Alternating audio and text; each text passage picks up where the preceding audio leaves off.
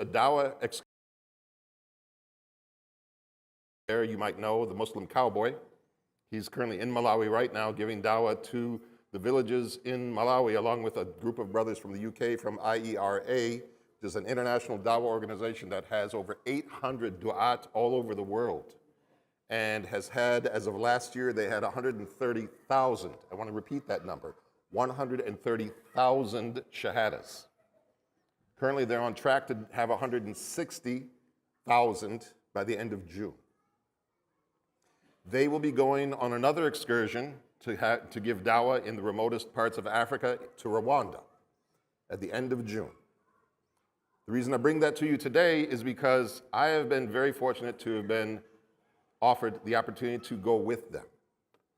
And so as part of that, they've asked to present their work to the communities and to get people to pledge their support to allow people like myself, the Muslim cowboy, and many others from around the world who participate in these events to go to these villages all over the world, in Africa and elsewhere, to give dawah and share the shahadas. Unfortunately, the slides and the presentation isn't available, but they have had numerous shahadas. One of the excursions last year to Malawi, one of the brothers, Muhyiddin, he posted about the power of witnessing 100 people take shahada all at once in a village. And the shahadas aren't the end. They have these du'at all over the world. In Africa, there's people there in Rwanda now that stay there, live there, actively work to teach and support and build up these new Muslims into pillars of the community. Rwanda, Islam came to Rwanda very late. It was the end of the 19th century, beginning of the 20th century. And it was, as we've heard, you know the trope, right? Islam was spread by the sword. Islam came to Rwanda the same way it came to Malaysia, to Indonesia, to the far southeast, through trade. Traders, travelers, businessmen traveling to different parts of the world, they mingled with the community, they settled, they married, they had children, and Islam flourished. Some of you remember the genocide in Rwanda back in the early 90s. Islam grew after that because the Muslims provided support to many of those who were being oppressed. And people saw that. They saw the proof in the pudding, so to speak. They saw the actions supporting the Iman, and they were drawn to Islam. In spite of all of that, it's still only maybe 5% in Rwanda. It's still very much minority. But believe it or not, they have Eid is already recognized in Rwanda. And we have the opportunity to go the end of June, the 23rd to the 30th, to Rwanda to continue that work in even the most remotest villages of Rwanda, to talk to these people and to share the message of Islam. And inshallah, we'll see dozens, if not hundreds of shahadas in Rwanda. He's trying. So that is the opportunity that I have here. So I am going to be attending. I'm trying to raise for them. The minimum they asked for was 5,000 pounds, which is like $6,700. I told them I can do better than that. I was counting on you, and of course the rest of our community. Told them 15,000 pounds. Up, down. So 15,000 pounds, maybe $18,000, $19,000. That's what we're looking to raise. There's a QR code that's going to be on my office door. It unfortunately isn't here, but it'll be on social media as well, on the outreach page, and inshallah on the ICI social media, and hopefully the website as well. But if you can donate, that would be fantastic. If you'd like to find out more about it, you can talk to me, and the QR code will be on my door, and inshallah I'll find a way to share the presentation so you can learn more about this work and see the photos and even some of the videos of these shahadas and what happened. Let me share one last story about this so you understand the transformation that takes place with these people.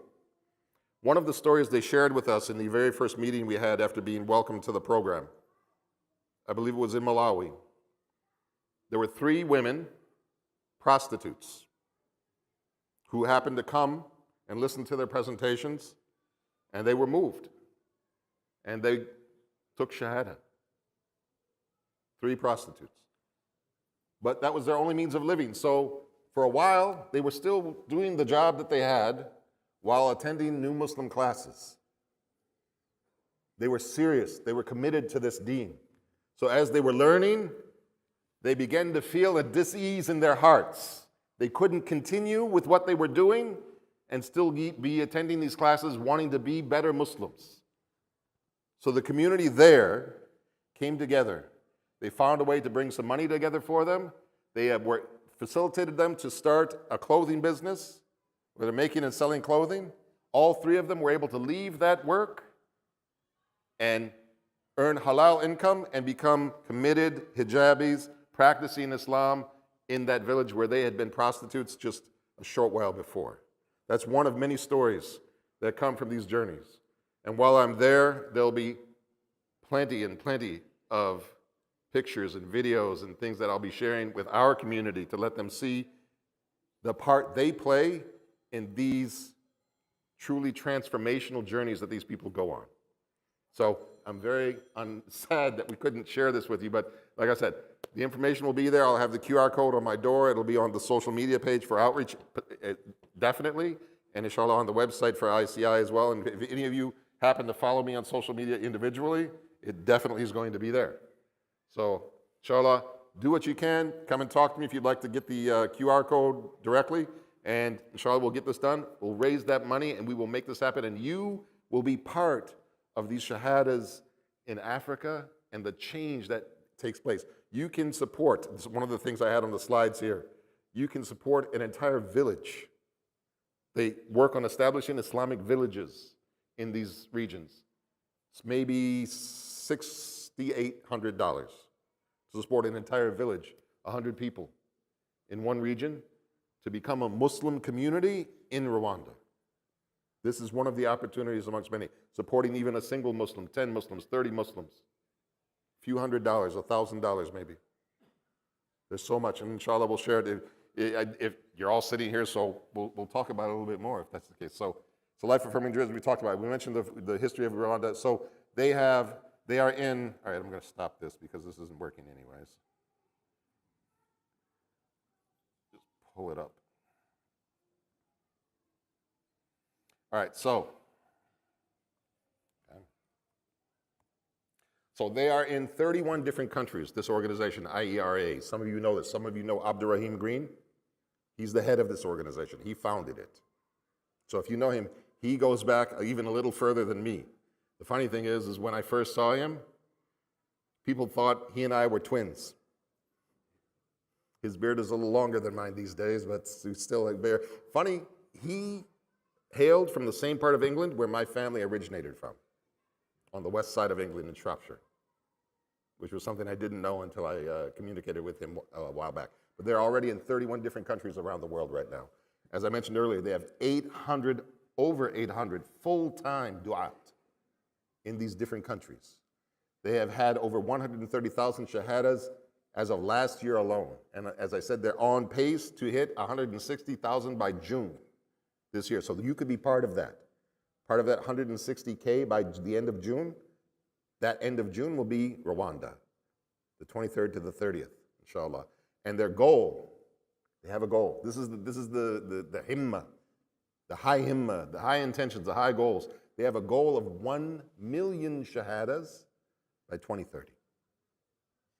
That's something that all of us have a chance to be. I've put my own money into this journey as well.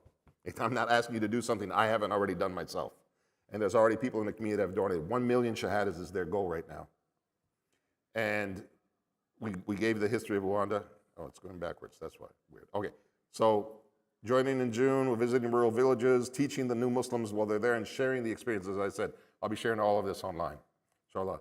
Testimonies from I mentioned Muhammadin's experiences, and I mentioned the story of the former prostitutes that have now become successful businesswomen, have left that work and become practicing hijabi Muslims in their village where they used to be known for something entirely different than that. So continuing this prophetic mission, we know this.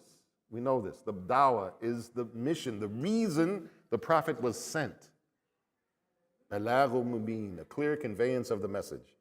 And as we've seen in these examples, 100 shahadas in one village alone in one time, 20 a month is average in these villages, they say. When people hear the message clearly, they accept without hesitation. I was just watching a video from the Muslim cowboy in Malawi right now, and there were some village leaders in the village in Malawi where they were, and he asked them, he said, What would you say if the Christians came to you and said you were lied to, you were treated, you were tricked? Would you have any doubts? Do you feel like you were tricked or forced? And they said, no, we know that Islam is the truth. They were brand new shahadas. And they were willing to take that stand. If the leaders are taking that stand, you can imagine what the community in that village are doing. There's stories from the Prophet's time in Yemen and other places where the leaders in their villages, their communities took shahada, and then the whole village took shahada with them. That's what's happening right now in Malawi. And what, inshallah, will be happening in Rwanda at the end of June. It's a legacy that we know. We all are bearers of that responsibility. Dawah is fard ayn. It is an individual responsibility in every single one of us. Whatever little part you can do, whatever interactions you have an opportunity to share the message of Islam and change lives. Change lives. That's something that we all have an opportunity. And this is just one of many ways that you can do that. Every little interaction you have in your day, you can have an effect. You can move the needle. Don't think that the only way you have accomplished this mission is by getting a shahada. A shahada is a process that takes, if some of you might remember my khutbah a few weeks ago when the brother took shahada, Tamir, and we're still going to do that podcast. We haven't forgotten that. The journey, it's a journey. It takes many steps for people sometimes. And so even chipping away at the misconceptions, the fear, the anger at Muslims, and we see too much of that these days with Epic, yes? Actually, I just saw now that the DOJ is going to investigate Epic officially now. Any positive interaction you have with someone when you're at the store, when you're on the street, when you're driving, when you're at work, when you're out in your community, most of us live in villages, Muslim villages, but when you're out in the larger community, any positive interaction you have with someone, that can move the needle in the right direction. Enough of those experiences, enough of us being involved in this community will move that needle even further. Just as a side point on this is not part of what we're talking about with Rwanda, but Sunday at 1 p.m., we're going to be doing Keep Irving Beautiful. Some of you might remember this. This is where we go along the street, we pick up the trash to help make the community look better. Sunday, 1 p.m., we'll be gathering right outside my office, and we'll be doing that along Esther's from Rochelle to Rainier. We've been doing it already for about 6 months. We're trying to expand. So anyone that's available right before Dhuhr, inshallah, we'll be there. We'll have vests. Everybody will know what we're doing, and we'll be posting pictures online, and people will know, and we may even wind up in their report for the month of May, inshallah. So that's another side opportunity. But again, these are one of those ways we move the needle, by being visible Muslims, not just in our own communities, in our own masajid, but out in the world. They have to see us in order to have those attitudes change. And this is our heritage. This is the sunnah that we have come. You can support this. What they do when they're there, they hire specialists to reach out to the people. They develop the du'at. They train them to become the teachers in their own villages where they came from. Ibrahim is nodding his head. I bet you he knows stories like this from his own, like providing resources to them. We mentioned the business loans they provided to these sisters so they could leave the prostitution. All of these things. These are all steps. These are all things that we need to be doing here and needs to be done there even more, because there's even less support for them there than there is here. They don't have ICI there. They only have what they have in these small villages. And they even sponsor the villages. I mentioned $6,800 to sponsor an entire Islamic village. 100 people in one small community. They become, like we have here in Andalus and in Tuscany and these other areas, etc. They become like that in Rwanda. Imagine that. Imagine being part of that. That's what we all have an opportunity to do. So I mentioned the sponsorships. You can sponsor one Muslim. This type is really small. Sponsor one Muslim is only $67 to sponsor just one of those new Muslims. 3 is about $200. 10 new Muslims is about $662. And then I mentioned the village, sponsor one village, $6,617.78. It's a weird number because I'm converting from pounds. I apologize for the weird numbers. But this is the opportunities that are there to sponsor these things and to do this, etc. So why does this keep coming back? It takes me to weird places.